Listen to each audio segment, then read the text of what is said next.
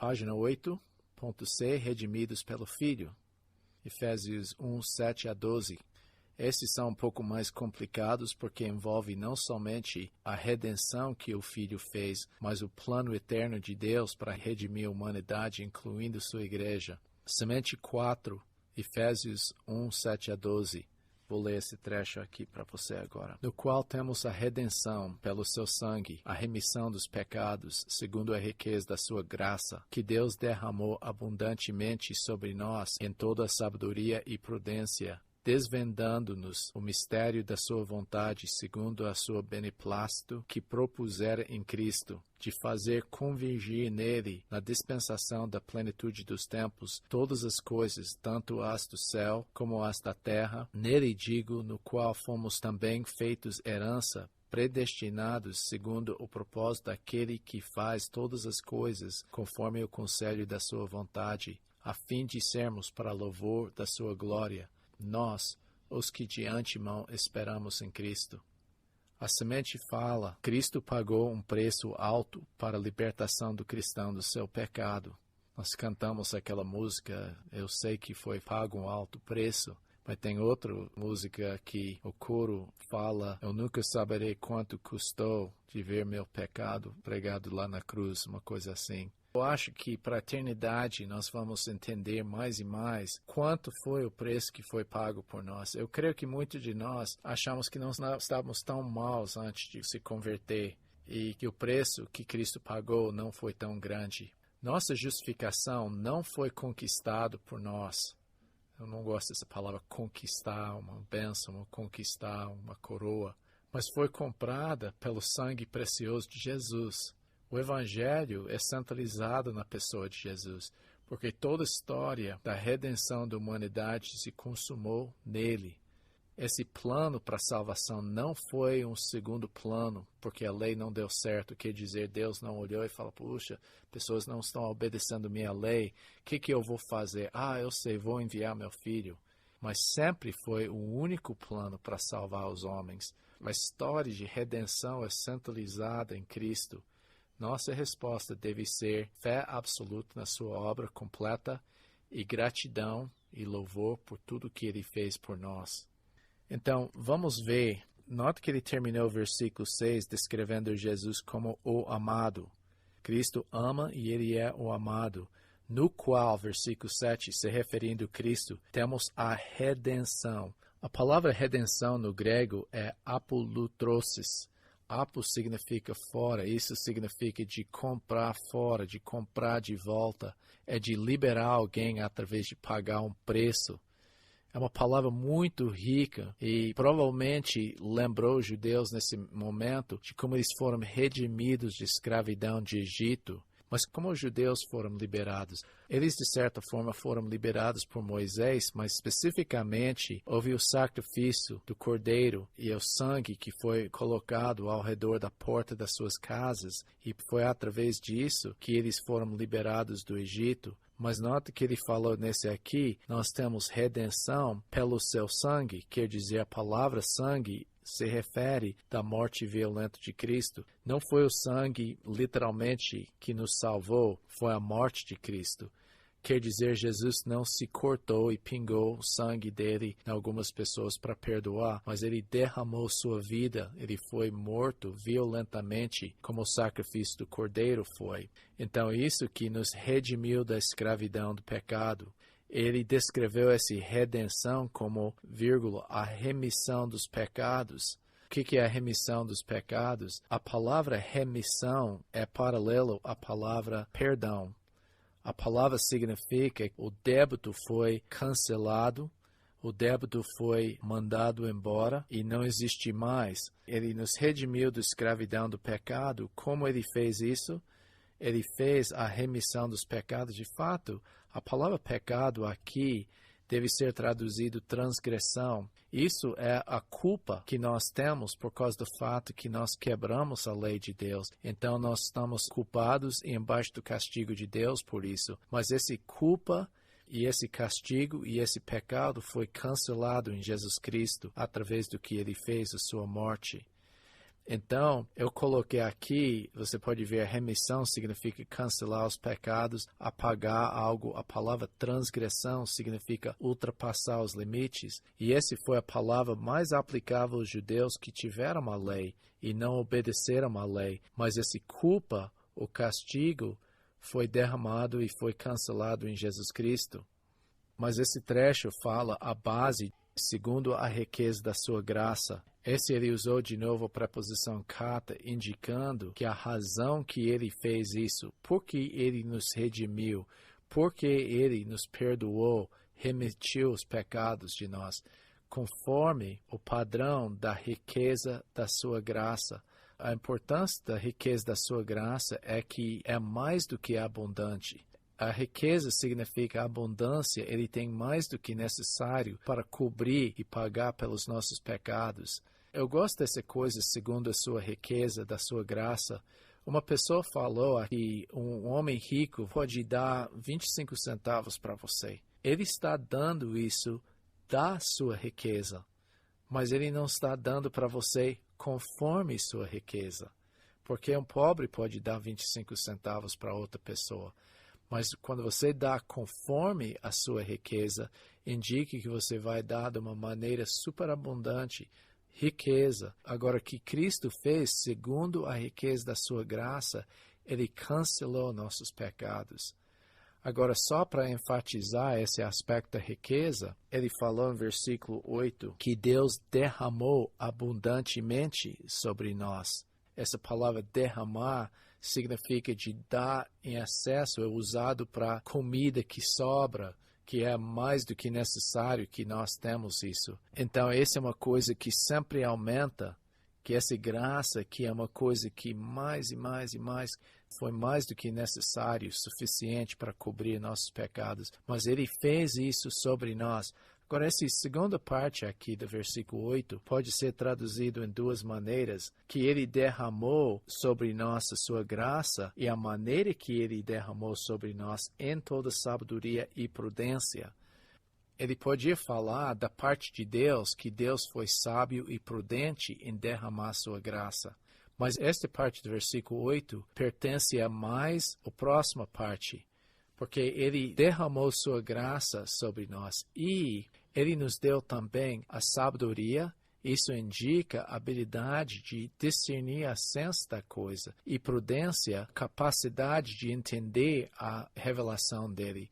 Em Colossenses 1:9, ele usou essas palavras também, que ele deu sabedoria e esse discernimento para a gente entender as coisas de Deus. Ele nos deu essa capacidade. Então, a coisa que Deus fez, ele nos deu a capacidade, a iluminação para saber o que? Versículo 9, ele falou que ele deu isso para nós, desvendando-nos o mistério da sua vontade. Então, ele fez conhecido o mistério da sua vontade. Agora, esse é central aqui. O que é o mistério? Para nós, o mistério é uma coisa que é difícil solucionar. Mas, biblicamente, o mistério é algo no Antigo Testamento que foi coberto. Pessoas não sabiam. Eles podiam estudar, mas não podiam entender, porque a revelação no Antigo Testamento não foi suficiente. Agora, esses mistérios foram revelados em Cristo Jesus, que pessoas agora podem olhar e entender o plano que as pessoas do Antigo Testamento não podiam entender. E o mistério aqui é a igreja. Ele falou que o mistério da sua vontade é que Deus ia pegar gentios imerecidos, pessoas imerecidas, e juntar numa coisa que ele chamou a igreja.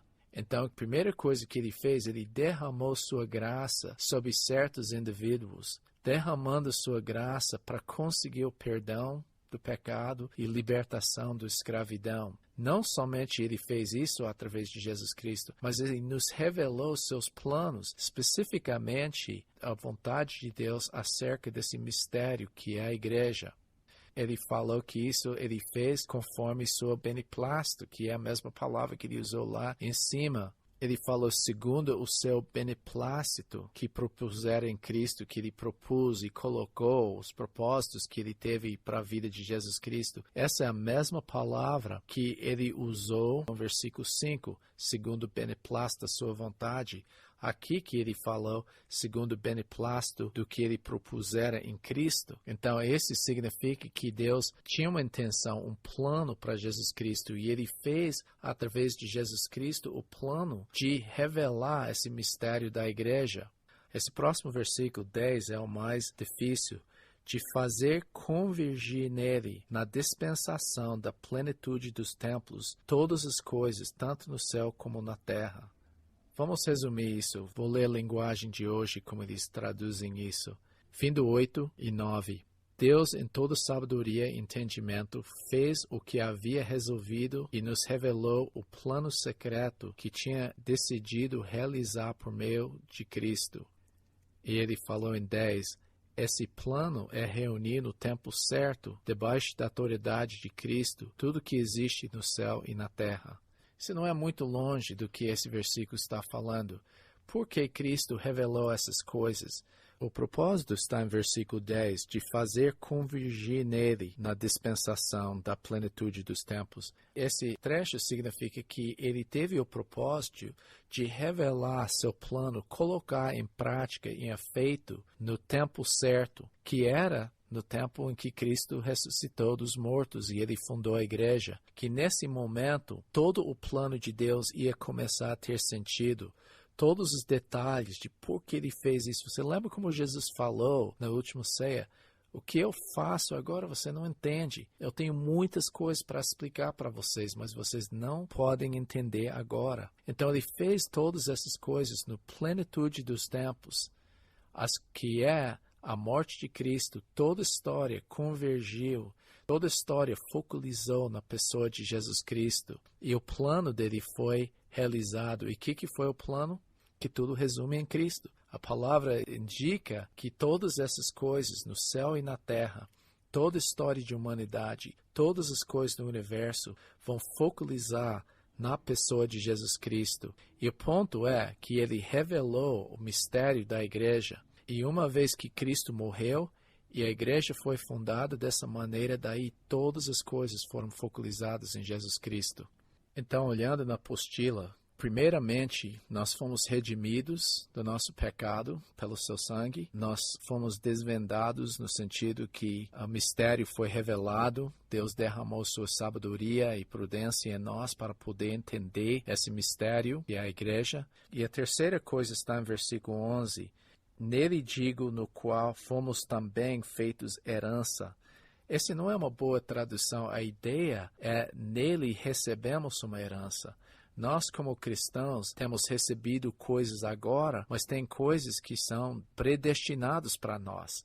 Essas coisas Deus tem para nós receber um dia. Nós temos recebido estas coisas e nós vamos um dia receber. Esse é o motivo de nossa oração. É de a gente entender e receber essa herança um dia, de clamar perante Deus. Mas a coisa é que é tão certo, ele colocou no passado.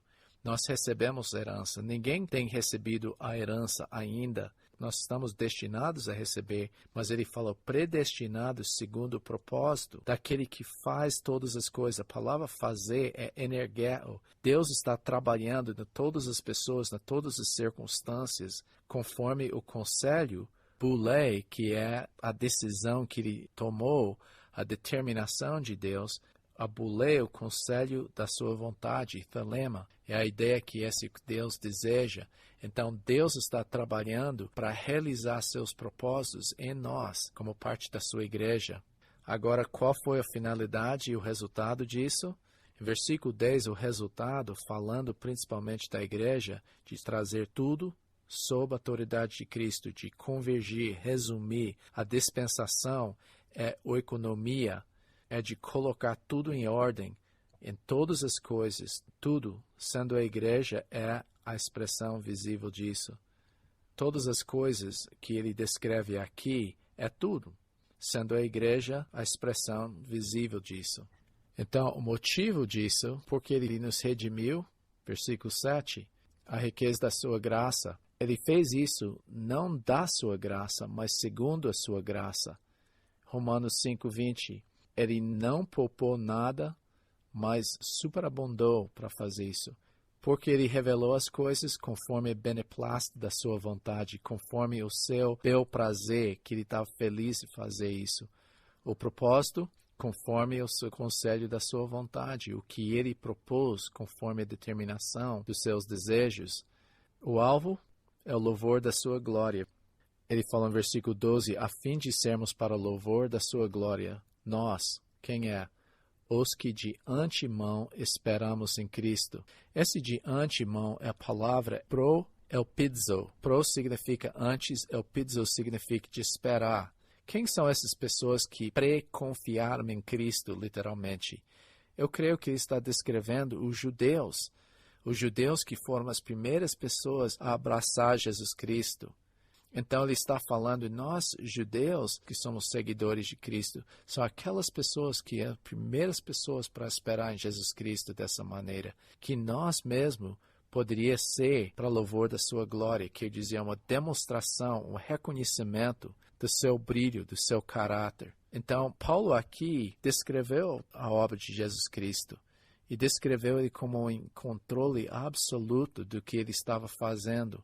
Como o Pai nos predestinou, sabia que estava fazendo, o Filho também sabia que estava fazendo, estava em absoluto controle e tudo aconteceu conforme a sua vontade para levar a glória a Ele.